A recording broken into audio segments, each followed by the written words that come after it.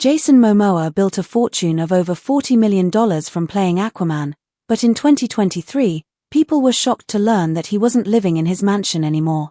He was sleeping in a van parked outside. That wasn't even the strangest part. Court documents revealed disturbing stories from movie sets, and leaked therapy notes during a legal case exposed details that completely changed how people saw him. The man the world admired as a hero had secrets much darker than anyone expected.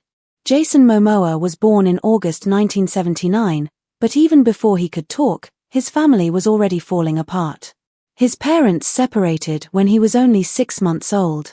His father, Joseph, was a Hawaiian painter who had grown up in poverty, living in a small metal hut in Waini, Hawaii. His mother, Connie, was a photographer from a small white town in Iowa. They came from completely different worlds, and they couldn't adjust to each other's way of life. Joseph couldn't handle the cold, quiet life in Iowa, and Connie couldn't get used to Hawaii. When they divorced, Jason stayed with his mother in Iowa, far away from the ocean his father loved so much. That distance between them never truly healed. His father would visit sometimes, but rarely, and Jason often wondered why his dad felt so distant even when he was physically there. Growing up in Norwalk, Iowa, was hard. Jason looked different from everyone else around him. His skin was darker, his features were Hawaiian, and the other kids constantly reminded him he didn't fit in. There were only about 100 students in his class, and he was one of the few who wasn't white. He got bullied for how he looked, for his sandals, and even for his hobbies. He loved skateboarding and rock climbing, activities most of his classmates didn't understand. Kids stuffed him into lockers, mocked his appearance, and called him names. When he visited Hawaii during the summers to reconnect with his roots, he thought he'd finally feel accepted. But there, too, people called him Haole, meaning outsider. He didn't belong fully anywhere. He felt like he was stuck between two worlds, too Hawaiian for Iowa and too white for Hawaii. Still, he pushed through and graduated high school in 1997 at just 16 years old. During that time, he played soccer with another boy named Brandon Routh. Nobody in their small town could have guessed that both boys would one day become global superheroes, Jason as Aquaman and Brandon as Superman. Back then, their high school team never even made it to the state tournament. It's strange how two kids from such an ordinary place could grow up to become icons of two rival universes. After graduation, Jason wanted to become a marine biologist. He loved the ocean deeply and even took advanced biology classes while still in high school. He began studying at a local college in Iowa before transferring to the University of Hawaii. But everything changed in 1998 when he was 19. He was working part-time at a surf shop when a fashion designer noticed him. That moment changed everything. Within a year, he was named Hawaii's Model of the Year in 1999 and even walked for Louis Vuitton. Later, he admitted that he had lied during his audition to get noticed. He said he had modeled for top fashion brands, but it wasn't true. The lie worked, and it opened doors that would lead him far from science. That same year, he heard about auditions for Baywatch, Hawaii. Over 2,000 people showed up. Jason waited 7 hours for his turn. He had no acting experience, no resume, just his good looks and confidence. Something about his energy stood out, and the producers picked him. Overnight, he went from folding shirts in a surf shop to starring as a lifeguard on television. He stayed on the show from 1999 to 2001, learning how to act on set even though he was terrified and kept forgetting lines. When Baywatch ended, things got hard again. He moved to Los Angeles with barely any money. No agent would sign him, and he couldn't find work for nearly 4 years. He waited tables in Colorado, slept on friends' couches, and watched bills pile up. The Baywatch label that once helped him now became a curse. People didn't take him seriously as an actor. In 2003, he starred in Baywatch, Hawaiian Wedding, hoping it would revive his career, but the movie flopped and critics hated it. Crushed, Jason thought about quitting acting altogether to return to studying wildlife biology. Between 2001 and 2004, his life hit rock bottom. He was in debt, struggling to make house payments, and taking whatever small jobs he could to survive. His luck started to turn in 2004 when he got a role in the TV show North Shore. It wasn't huge, But it gave him a little hope. That same year, while surfing near Pahi, known for its giant waves, his surfboard leash snapped, and he was swept nearly a mile from shore. He could barely move his arms and thought he would drown. Somehow, he made it back alive, but the experience haunted him. Unfortunately, North Shore didn't last long. The network had invested over $40 million in the show, but ratings were bad. After only 21 episodes, it was cancelled in 2005. Jason felt lost again. He tried acting in a comedy film called Johnson Family Vacation, but it didn't help his career. People still saw him as just the big Hawaiian guy, not a serious actor. Tired of being typecast, Jason reinvented himself. He started training in Brazilian Jiu-Jitsu and created a brutal workout routine called the AR7 program, 7 sets, 7 representatives, and only 7 seconds of rest between. He trained constantly, often 3 times a day, focusing on different body parts each day. He got injured many times, but he never stopped. All that effort paid off when he joined Stargate Atlantis in 2005, playing the fierce warrior Ronan Dex. He had no martial arts background but insisted on doing all his own stunts. He trained with stunt coordinator James Bamford for months, learning sword fighting and combat. He even bruised his ribs badly but kept it secret because he didn't want to lose the role. By the end of the season, people were stunned by how believable he was as a warrior. Jason's passion made him both admired and feared. During one episode, he pushed himself so hard that he collapsed from exhaustion and had to be treated by paramedics. His co-star Joe Flanagan later said Jason was brilliantly unhinged. Behind the scenes, though, there was constant tension. Jason fought with writers about his character's dialogue, insisting that Ronan was a man of few words. He refused to perform long scripts and even threatened to quit unless they respected his vision. Eventually, they did. But his personal life was chaotic. In 2007, he started dating someone from the crew, and his late-night partying began to affect his work. He'd show up tired or hungover, causing filming delays. The crew even had to reschedule shoots around him, adding thousands of dollars in costs. Everything changed when he met Lisa Bonet later that year. She told him bluntly to change his behavior or lose everything. Even after Stargate Atlantis ended in 2008, Jason's financial struggles continued.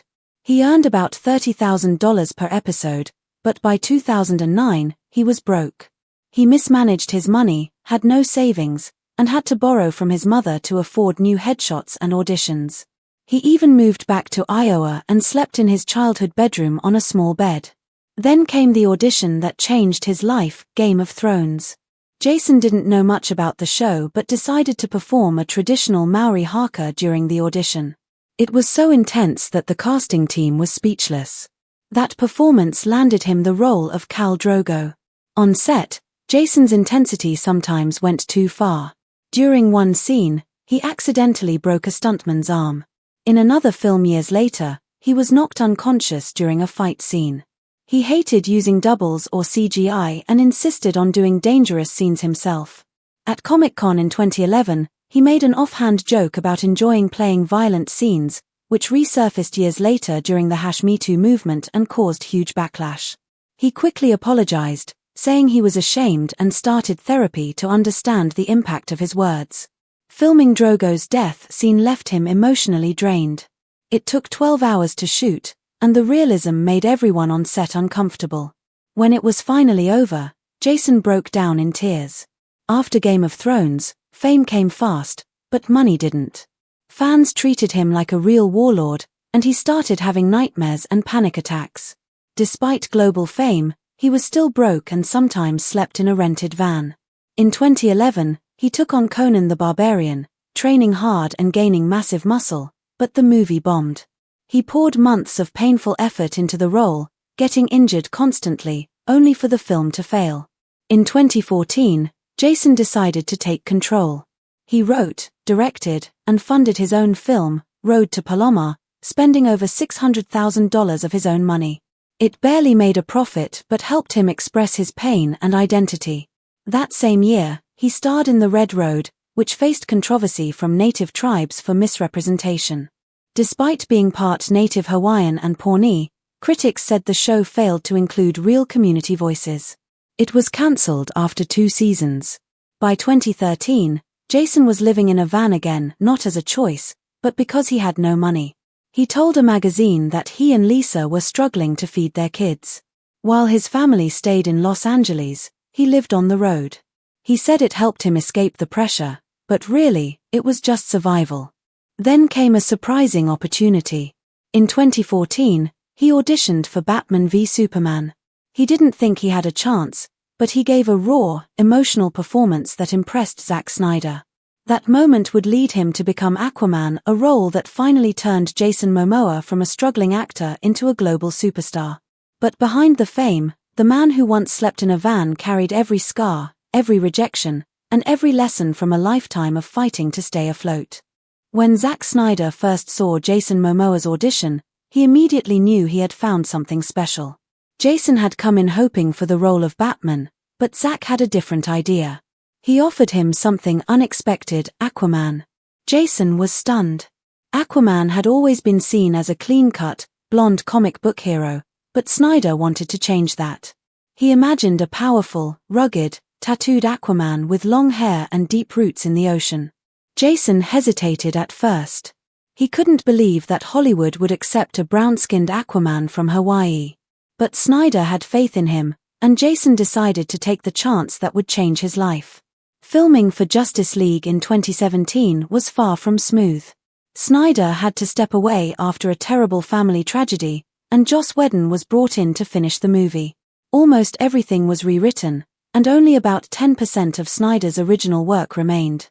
Jason later said that the reshoots felt completely different from the movie they had started making. The tone, the energy, and even the characters felt off. When the film was finally released, it made around $657 million, which sounded like a lot, but with a production cost of about $300 million, it was considered a disappointment. Fans demanded to see Snyder's original version, and after years of pressure, HBO Max finally released the 4-hour Snyder Cut in 2021. Jason didn't shoot anything new for it. All his scenes had already been filmed years before. He was surprised people thought it was new footage because that was always the movie Zack Snyder wanted to make. The Snyder Cut became one of the most streamed films on HBO Max that year, and it reignited Jason's career. Then came Aquaman in 2018, and it blew everyone away. The movie made over $1.152 billion worldwide, becoming one of DC's biggest hits ever. But behind the scenes, things weren't as bright. Jason and his co-star Amber Heard reportedly didn't get along. During her 2023 trial, Amber claimed Jason came to set drunk and dressed like Johnny Depp. Warner Brothers quickly denied her claims, saying Jason was always professional, but many believed there was real tension between them. Despite the drama, the movie's success made Jason one of Hollywood's top stars. However, when the sequel, Aquaman and the Lost Kingdom, arrived, it struggled. Production was chaotic, full of delays and reshoots, and the movie cost over $215 million to make. Several cameos were filmed and then removed, and 6 different companies worked on the visual effects. When it finally hit theaters, it made only $440 million, less than half of what the first film earned. It was a harsh reminder for Jason that success in Hollywood could disappear just as quickly as it came. Around the same time, Jason took on a new challenge, the role of Duncan Idaho in June, 2021. Filming took place in the Wadi Rum Desert in Jordan, a landscape so vast and dry that locals called it the Valley of the Moon.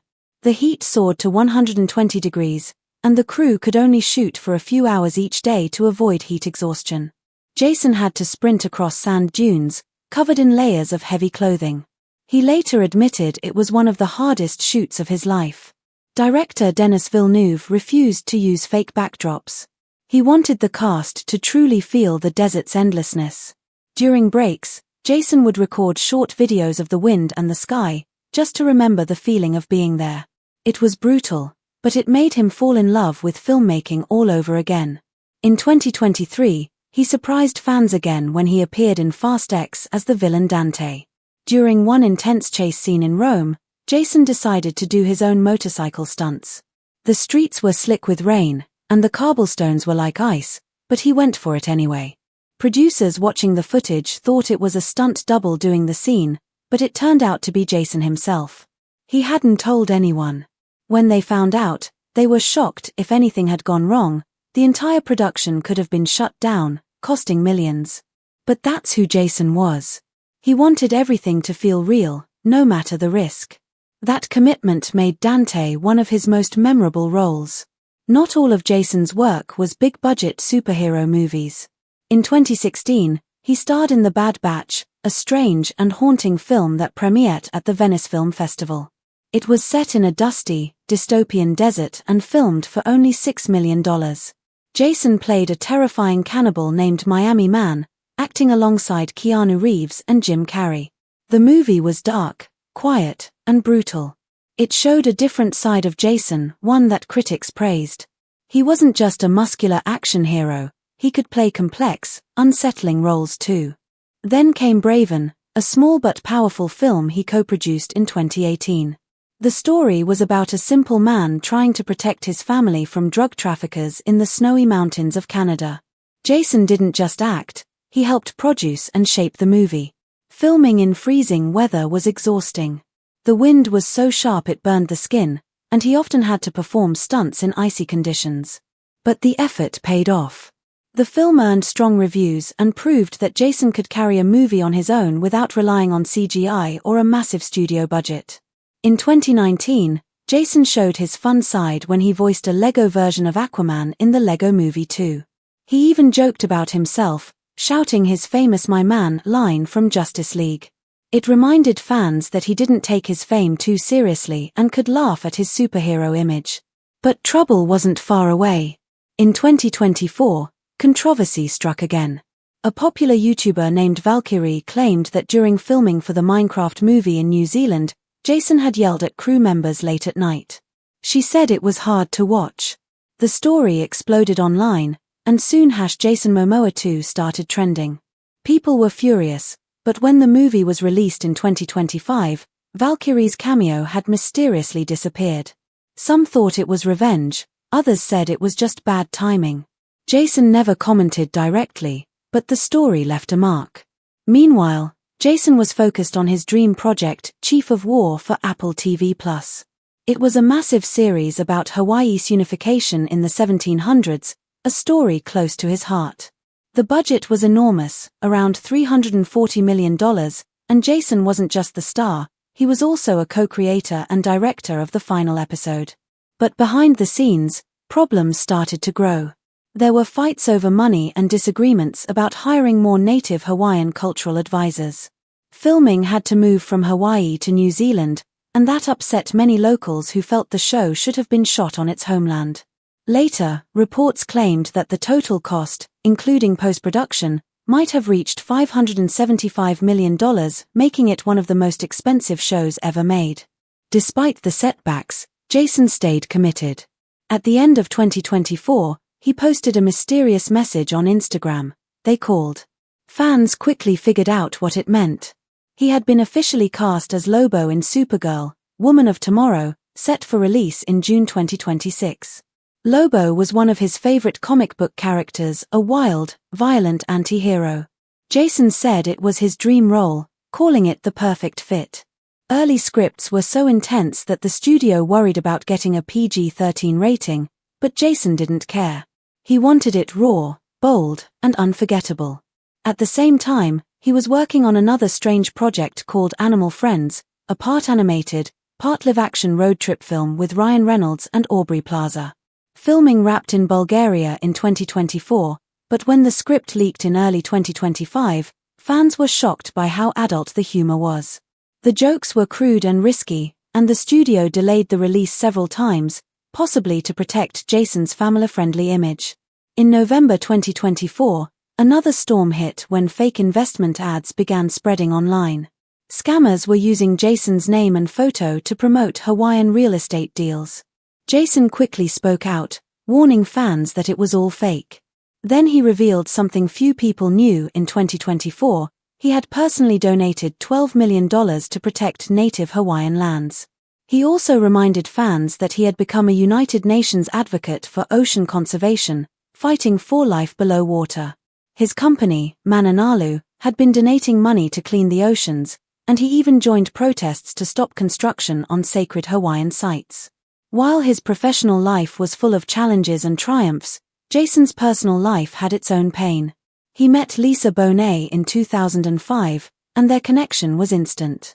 By 2007, their daughter Lola was born, followed by their son, Wolf, in 2008.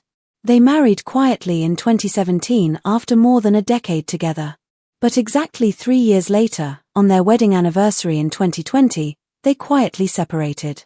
They didn't tell anyone for over a year. When Lisa officially filed for divorce in January 2024, it ended peacefully, no money requested, no fights in court. They agreed on joint custody of their kids, who were now teenagers. Not long after, Jason was seen with actress Isa Gonzalez. They seemed happy at first, but their relationship didn't last. Isa found it difficult to handle Jason's adventurous, constantly on-the-road lifestyle. She wanted stability, and he wanted freedom. They tried again briefly but eventually went their separate ways. By 2023, fans were surprised to learn that Jason was living in a van. Not a regular van, but a $750,000 luxury one parked outside his old house. He said he felt more at peace being close to nature, calling it a spiritual choice. Some fans loved his simplicity, while others called it fake. For Jason, it was personal. Before fame, he had lived in vans during tough times, even while filming in Ireland. To him, it was a reminder to stay humble. But then, darker stories began to surface. In 2023, therapist notes from Dr. Dawn Hughes appeared during the Aquaman 2 controversy. The notes suggested Jason showed up drunk on set, acted like Johnny Depp, and wanted Amber Heard fired. The alleged dates matched the film's production schedule in 2021. Warner Brothers denied everything, saying Jason was always professional, but the accusations added fuel to old controversies. People remembered his 2011 Comic-Con joke, when he had said he enjoyed Game of Thrones because he got to rape beautiful women. He had apologized years ago, but in the age of social media, nothing stays buried forever. Through it all, Jason Momoa remained one of Hollywood's most fascinating figures, a man of contradictions. A hero who once lived in a van. A superstar who gave away millions to save his homeland. A performer who risked his life for authenticity. His story wasn't just about fame and movies. It was about survival, pain, redemption, and the endless fight to stay true to himself in a world that constantly tried to reshape him.